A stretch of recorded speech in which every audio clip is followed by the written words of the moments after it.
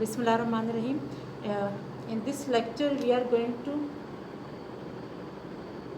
learn about a very important postulate which will help us to prove many theorems. This is the SS postulate. As it is obvious from its name, it's side angle side postulate. Okay, the statement of this postulate is that if two sides and the included angle, okay, we will discuss it in a moment, what do they mean by the included angle. If two sides and the included angle of one triangle is equal to the corresponding two sides and their included angle, then the triangles are congruent.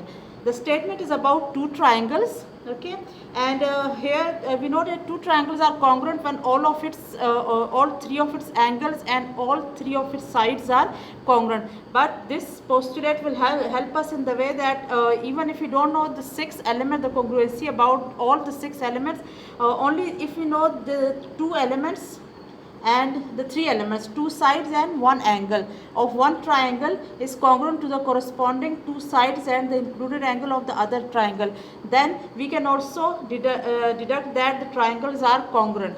Okay, so first we understand the statement of this theorem. If two sides, okay, we have two triangles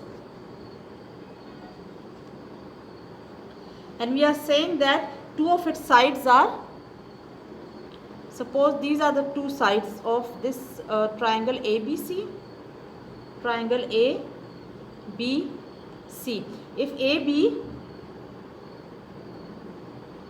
okay, is congruent to the corresponding sides of, suppose we have triangle ABC and there is a correspondence between them D, E and F. Okay, so we have two sides. Let these sides be AB and BC. Okay, if two sides AB and BC and their included angle, included angle means the angle which is formed between these two sides. So this angle will be the included angle of these two sides. Okay, suppose we have this triangle, then this angle is the included angle of these two sides. The angle which is made between the two sides is called the included angle of these two sides. Okay, if we consider this angle, then this angle will be included between this and this side. Similarly, if we are considering this angle, then this angle will be called the included angle of these two sides. So this is the included angle.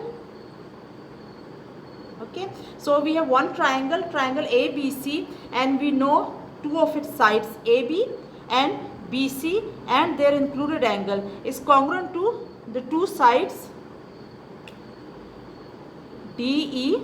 Okay, corresponding to AB we have the side DE. So AB is congruent to DE. Okay, AB is congruent to DE if it is given like that. Okay, we are talking about if you are given the information that this AB side is equal to DE and side BC, this is the side BC. Okay, and the next side is side BC is congruent to the side EF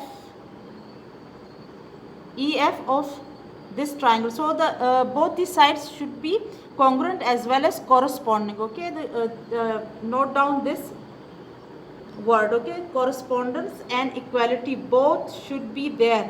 Okay, BC is congruent to DE, AB is congruent to DE and BC is congruent to EF. This is the side EF. Okay, and the angle included between them, angle B, is BC is congruent to EF. Okay, these are the two sides and the angle included between them, the angle included between AB and BC is angle B, is congruent to angle E. Okay, so if two sides of this triangle, these two sides is congruent to these two sides of the triangle DEF. Okay, and the angle included between these two and these two, they are also equal, they are corresponding as well as corresponding to B we have angle E. So if the corresponding two sides and the angle included between them.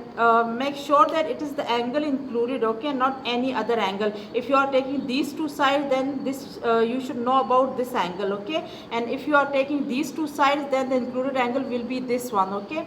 So if you have the information that two sides of a triangle ABC and their included angle, two sides and one angle which is included between them is the same as the corresponding two sides of triangle DEF and the angle between them. So AB is congruent to DE and BC is congruent to EF.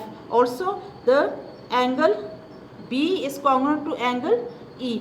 Then we say that the triangles are congruent. Okay, it is very obvious. Look, AB and DE will have the same length, BC and EF will have the same length, and because the angle between these two sides is equal to this, so it means that this gap will also be equal. So this gap will be equal to this gap, the lengths are going to be equal, then obviously the third side will always be equal to this side too. So all the this triangle and this triangle, they will exactly be equal to one another. As an example, let us take that AB is 4 centimeter and DE is also 4 centimeter. Let this angle be angle 45 and this should also be 45. This length be equal to 5 centimeter. Okay, BC, let this be equal to 5 centimeter. Then we have AB is congruent to DE and BC is congruent to EF. If you draw this triangle and draw the angle with the exact measurement with the help of D and compass and a scale, you will see that these two triangles are exactly equal to one another. So as an example, you can construct this triangle. Draw the side 5 centimeter, then draw angle 45. Okay, from 45 cut off 4 centimeter. The same is the case here. Draw 5 centimeter, then make the angle 45 and cut off a line segment 4 centimeter from this side. Then you can easily see it that these two triangles will be exactly the same. They will be congruent to each other, and this will make a proof or make your mind for the truthness of this statement. So what we have is that whenever you have two triangles, you are comparing two triangles, and if you know that the two sides of one triangle is congruent to the two sides of the other, also the angle included between them is also congruent, then we say the triangles are congruent, and this statement is called SAS postulate. The angle should be between the sides, that is why we write it as S, and then the symbol A in between the two sides, because the angle should be included between these two sides. The angle should be included. Okay, just take care that the two sides which are given and the angle should be included between them. Both these sides should make the angle which we are talking about.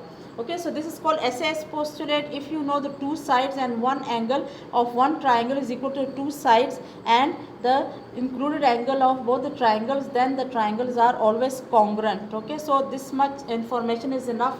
Instead of knowing all the 6 elements, only 3 elements can also help you to prove the congruency of these two triangles. Okay, two sides and the included angle. This is called SAS postulate. Two sides and the angle which is made between these two sides. Okay, this is called SAS postulate. It will help us to prove theorem 10.1.1.